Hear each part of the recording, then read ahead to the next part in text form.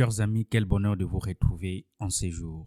Aujourd'hui, nous allons devoir parler de l'accord de principe qui a été signé entre le gouvernement congolais et le représentant de l'AFC M23 à Doha. Je mérite premièrement m'excuser de l'habillement, c'est parce que je ne me sens pas bien et j'ai un peu froid. Cependant, concernant l'accord, avant de pouvoir analyser le fondement ou sinon le fond de cet accord, il serait d'abord très important pour nous de différencier l'accord de principe et l'accord global de paix. L'accord de principe qui a été signé à Doha n'est pas l'accord global de paix qui devra consacrer ou sinon mettre définitivement fin à cette crise ou à cette guerre. L'accord de principe est vu en des termes beaucoup plus simples afin que tout le monde puisse comprendre, je dirais. C'est comme un plan. Vous voyez, quand vous cherchez ou vous voulez construire une maison, il faut établir un plan et c'est ce plan-là qui va vous permettre de savoir quelle est la direction prendre ou sinon là où il faut mettre la fondation et autres. Donc les ingénieurs savent ce qu'ils font. Mais sinon,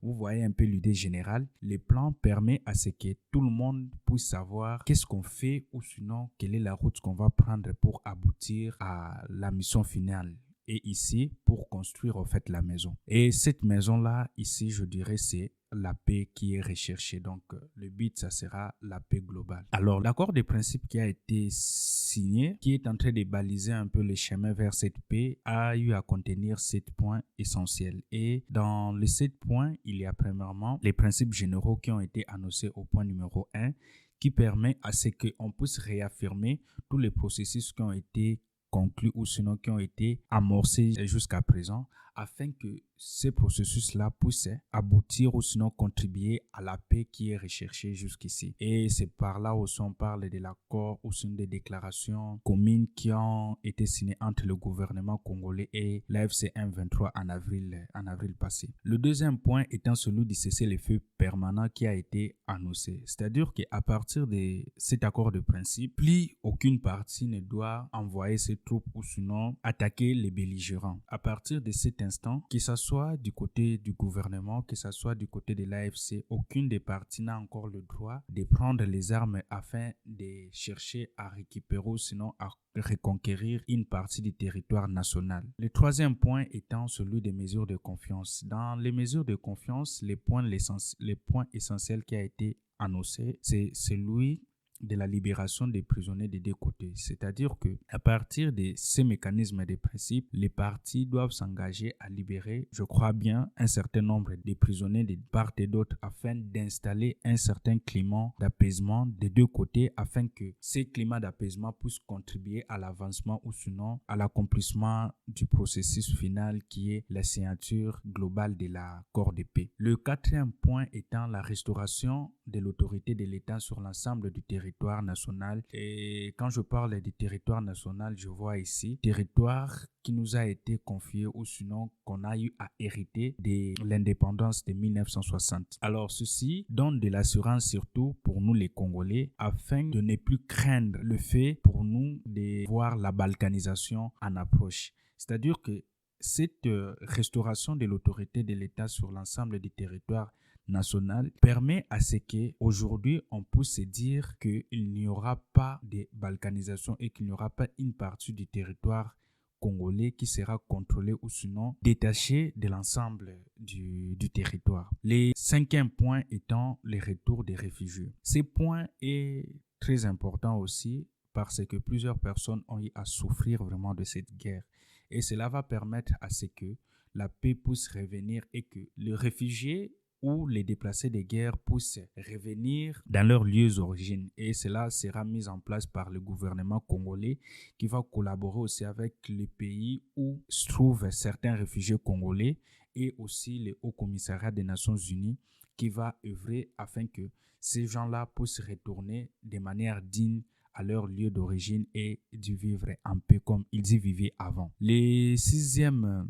point étant le mécanisme régionaux et aussi de la MONUSCO. Ces mécanismes seront très importants et très capitaux parce que cela va jouer le rôle de la police dans les accords qui seront signés. C'est ces mécanismes qui vont permettre à ce que tout ce qui a été pris comme engagement entre les parties puisse être respecté et faire respecter ces engagements-là.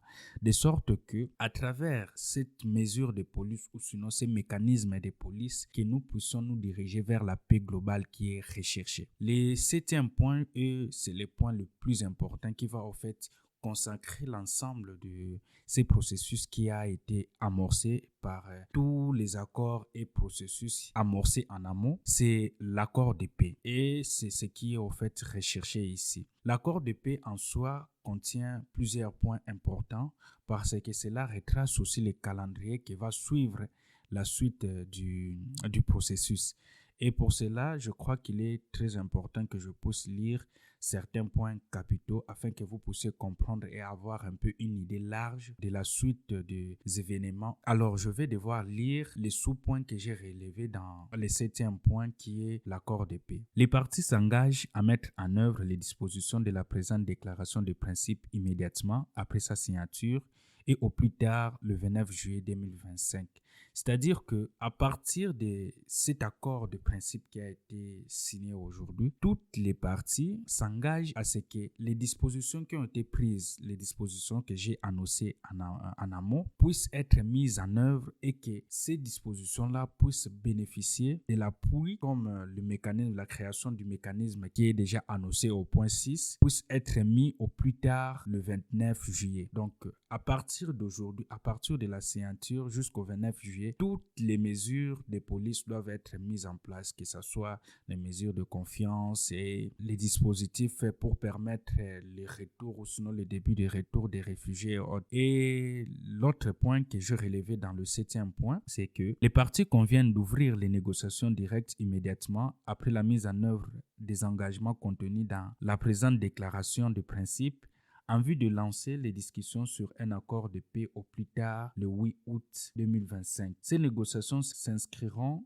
dans le cadre de l'accord de paix entre la République démocratique du Congo et la République du Rwanda signé à Washington le 27 juin. Donc, c'est-à-dire que jusqu'à présent, les négociations qui ont été menées à Doha, c'était des négociations interposées. C'est-à-dire que les médiateurs ou sinon ceux-là qui étaient engagés comme médiateurs appelaient chacune des parties à son tour afin de donner ou sinon de présenter leurs doléances ou sinon leurs préoccupations et voyez l'autre partie tout juste après afin de chercher maintenant de réconcilier les points qui pourront être considérés comme étant les points communs et de faire des compromis, des points qui pourront être considérés comme étant des points divergents. Alors, mais à partir de cet accord de principe, les parties devront maintenant discuter directement. C'est-à-dire le gouvernement congolais et l'AFC M23 devront s'asseoir sur une même table et discuter pour trouver cet accord global de paix qui est recherché au plus tard à partir du 8 août 2025.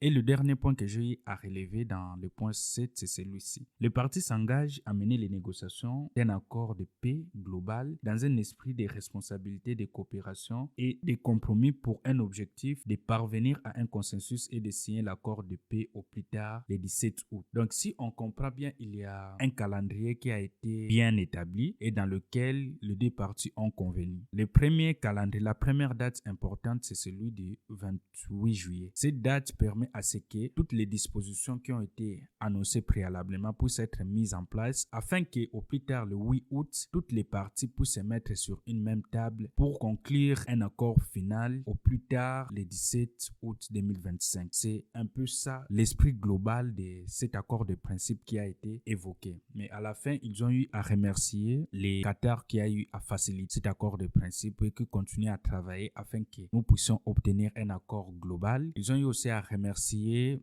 les États-Unis pour les soutiens et à la fin, ils ont eu à remercier l'Union africaine pour l'accompagnement. Cet accord me fait plaisir premièrement en tant que Congolais parce que cela a évacué en premier lieu nos craintes, à savoir les craintes de la balkanisation et qu'une partie du territoire congolais puisse se détacher de l'ensemble du territoire. Mais ce qui est comme remords ici, c'est de constater que le plus souvent, quand il y a conflit entre États en Afrique, il faut souvent une certaine figure paternaliste qui doit être là. Oui, je dois le dire ainsi, paternaliste, qui doit être là pour jouer le rôle de la police ou sinon assurer le recouvrement de la paix. Il y a même un principe sacro-saint dans l'Union africaine qui dit que les problèmes africains doivent être réglés entre Africains. Alors cela doit interpeller un peu nos dirigeants africains afin de pouvoir un peu valoriser ou sinon donner de l'importance à nos propres institutions afin que nous puissions être de plus en plus indépendants, parce que la plupart des pays ont d'ailleurs fait plus de 60 ans d'indépendance. Je ne vois pas comment à ce niveau ici, nous, Africains,